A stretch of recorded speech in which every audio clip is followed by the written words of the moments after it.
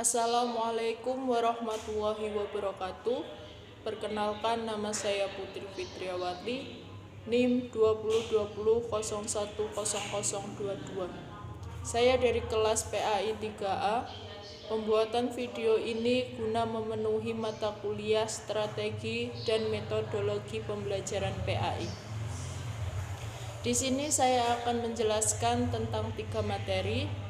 Materi yang pertama yaitu strategi dan metodologi pengajaran PAI yang meliputi pengertian, prinsip-prinsip, faktor yang mempengaruhi, macam-macam, dan yang terakhir manfaat.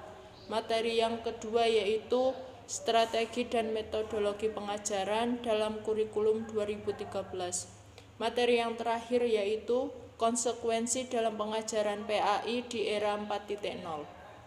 Oke, langsung saja kita memasuki materi yang pertama, yaitu tentang strategi dan metodologi pengajaran PAI.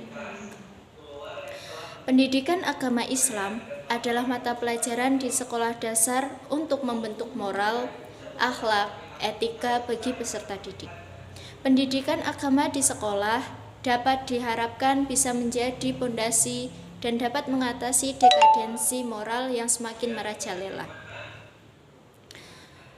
Saat ini yang mendesak adalah bagaimana usaha yang harus dilakukan oleh para guru PAI untuk mengembangkan strategi pembelajaran yang dapat memperluas pemahaman peserta didik mengenai ajaran agamanya, mendorong peserta didik untuk mengamalkan dan sekaligus dapat membentuk akhlak dan kepribadiannya.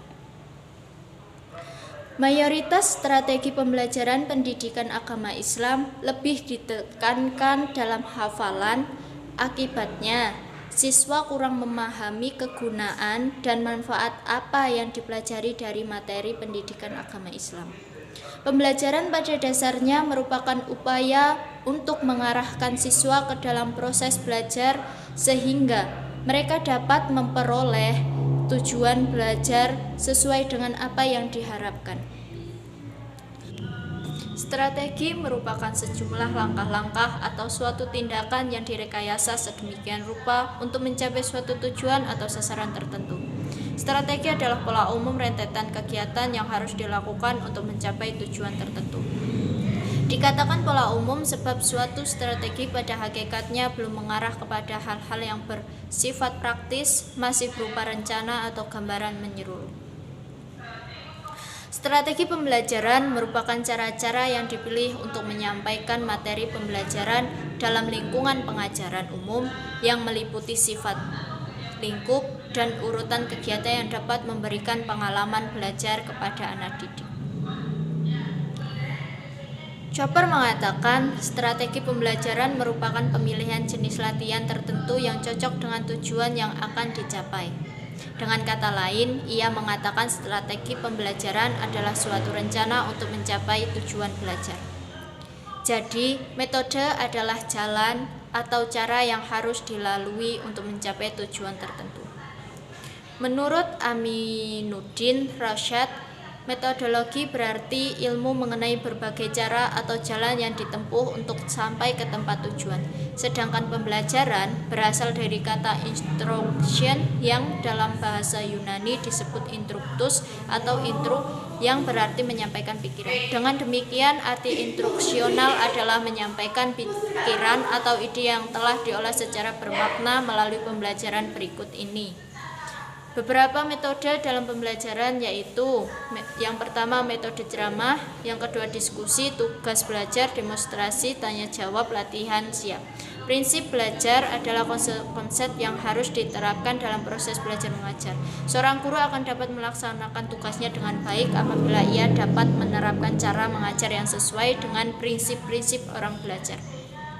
Dengan kata lain, supaya dapat mengontrol sendiri apakah tugas-tugas mengajar yang dilakukannya telah sesuai dengan prinsip-prinsip belajar, maka guru perlu memahami prinsip-prinsip belajar itu. Mengenai prinsip-prinsip dalam pendidikan Islam dapat ditinjau dari beberapa aspek dalam perumusan prinsip tersebut, yaitu yang pertama prinsip integrasi. Prinsip ini memandang adanya wujud kesatuan dunia akhirat. Yang kedua prinsip keseimbangan. Prinsip ini merupakan konsekuensi dari prinsip integrasi. Yang ketiga yaitu prinsip universal. Prinsip ini memandang bahwa dalam pendidikan Islam hendaklah meliputi seluruh aspek kepribadian manusia dan melihat manusia dalam pandangan yang menyeluruh dari aspek jiwa, jasmani, dan akal. Yang prinsip dinamis. Prinsip ini memandang bahwa pendidikan Islam menganut prinsip dinamis yang tidak beku dalam tujuan-tujuan, kurikulum, dan metode-metodenya, tetapi berupaya untuk selalu memperbarui diri dan berkembang sesuai dengan perkembangan zaman. Adapun kegunaan metodologi pendidikan Islam adalah sebagai berikut. Yang pertama, menolong siswa dalam mengembangkan ilmu pengetahuan, pengalaman, keterampilan, terutama berpikir ilmiah dan sikap dalam suatu kesatuan. Yang kedua, membiasakan pelajar berpikir sehat, rajin, sabar, dan teliti dalam menuntut ilmu. Yang ketiga, memudahkan pencapaian tujuan pembelajaran secara efektif dan efisien. Yang keempat, menciptakan suasana belajar mengajar yang kondusif, komunikatif, sehingga dapat meningkatkan motivasi peserta didik. Dengan demikian, keberadaan metodologi pembelajaran menunjukkan pentingnya metode dalam sistem pengajaran. Tujuan dan materi yang baik tanpa didukung dengan metode penyampaian yang baik dapat menghasilkan yang tidak baik. Oke, langsung saja kita masuk ke materi yang kedua, yaitu tentang strategi dan metodologi pengajaran dalam kurikulum 2013. Langsung saja kita bahas. Pembaharuan kurikulum adalah suatu keharusan di dalam perencanaan pendidikan dalam upaya menyiapkan generasi muda bangsa untuk berpacu dalam konstelasi kehidupan yang terus maju dan berkembang seiring dengan perkembangan kemajuan ilmu pengetahuan dan teknologi di dalam menghadapi arus globalisasi yang sudah di hadapan kita. Penguasaan ilmu pengetahuan dan teknologi dalam berbagai bidang adalah suatu keharusan dalam kehidupan sekarang. Tidak bisa dipungkiri bahwa kurikulum mempunyai kedudukan yang sangat penting dalam lembaga pendidikan, yaitu sebagai salah satu penentu keberhasilan pendidikan. Perubahan kurikulum selalu mengarah pada perbaikan sistem pendidikan, dan perubahan tersebut dilakukan dengan didasari pada permasalahan pelaksanaan kurikulum sebelumnya yang dianggap kurang maksimal secara materi maupun sistem pembelajarannya, sehingga perlu adanya revitalisasi kurikulum. Model pembelajaran dikembangkan atas beberapa asumsi, yaitu yang pertama, mengajar adalah upaya menciptakan lingkungan yang sesuai di mana terdapat berbagai lingkungan mengajar yang memiliki saling ketergantungan. Yang kedua, terdapat berbagai komponen-komponen yang meliputi isi, keterampilan, peran-peran mengajar, hubungan sosial, bentuk-bentuk kegiatan, sarana atau fasilitas fisik, dan penggunaannya, yang keseluruhannya membentuk sebuah sistem lingkungan yang bagian-bagiannya saling berinteraksi, yang mendesak perilaku seluruh partisipan baik guru maupun siswa. Yang ketiga, antara bagian-bagian tersebut akan menghasilkan bentuk lingkungan yang berbeda dengan hasilnya. Karena model mengajar menciptakan lingkungan, maka model menyediakan spesifikasi yang masih bersifat kasar untuk lingkungan dalam proses belajar mengajar di kelas. Dari asumsi tersebut, maka model pembelajaran memiliki komponen fokus, sintaks, sistem sosial, dan sistem pendukung. Selanjutnya yaitu macam-macam strategi pembelajaran dalam kurikulum 2013. Yang pertama ada model pembelajaran. Model pembelajaran ini adalah suatu rangkaian kegiatan pembelajaran yang melibatkan secara maksimal seluruh kemampuan peserta didik untuk mencapai dan menyelidiki secara sistematis, kritis, dan logis, sehingga dapat menemukan sendiri pengetahuannya, sikap, dan keterampilan sebagai wujud adanya perubahan tingkah laku. Model pembelajaran berdasarkan masalah merupakan model pembelajaran yang didasarkan pada banyaknya permasalahan yang membutuhkan penyelidikan autentik, yakni penyelidikan yang membutuhkan penyelesaian nyata dari permasalahan nyata. Selanjutnya ada model pembelajaran berbasis proyek. Model ini adalah model pembelajaran yang dilakukan untuk memperdalam pengetahuan dan keterampilan peserta didik dengan cara membuat karya atau proyek terkait dengan materi ajar dan kompetensi.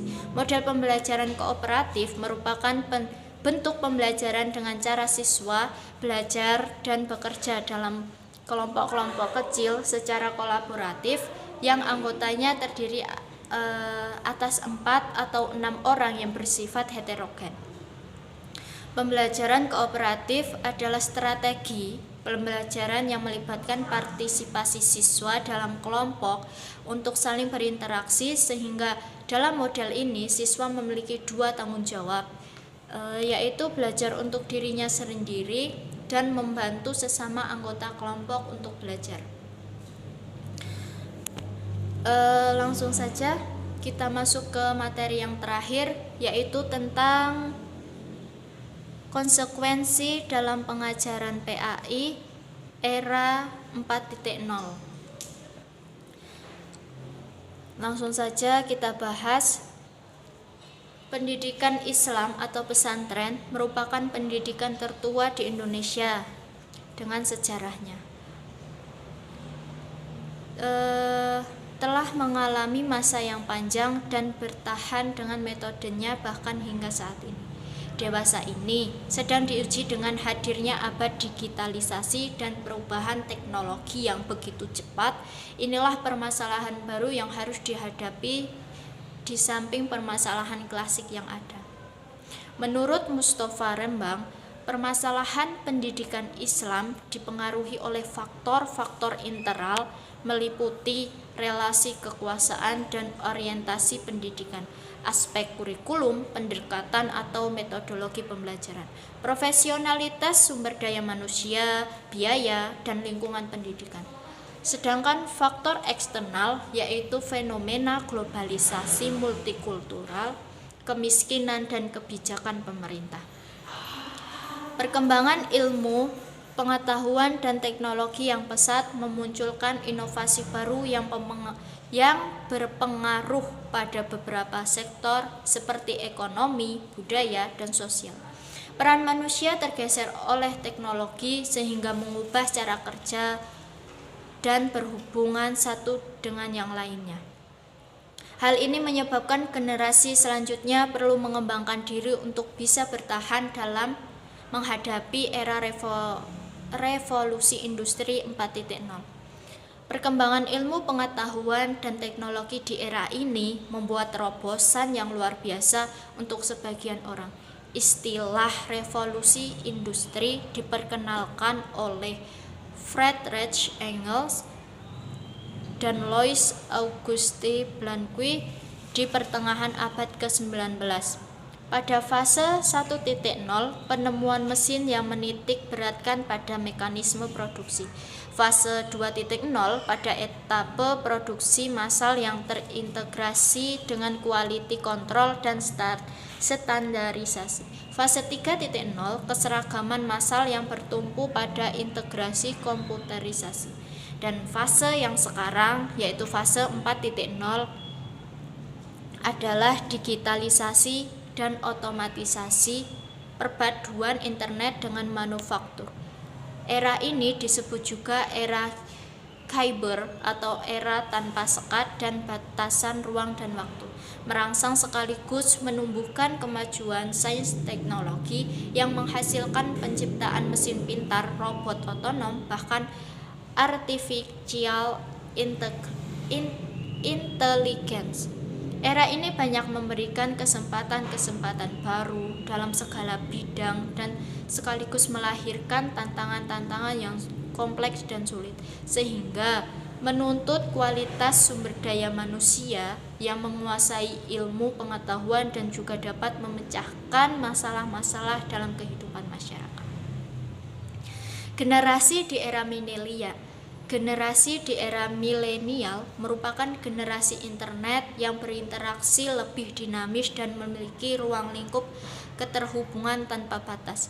Mereka setiap hari hidup dan bertumbuh dengan dunia digital. Sangat akrab dengan teknologi modern seperti tablet, gadget, portable komputer, dan sistem operasi Android sebagai samudra informasi yang dapat diakses kapan saja dan di mana saja.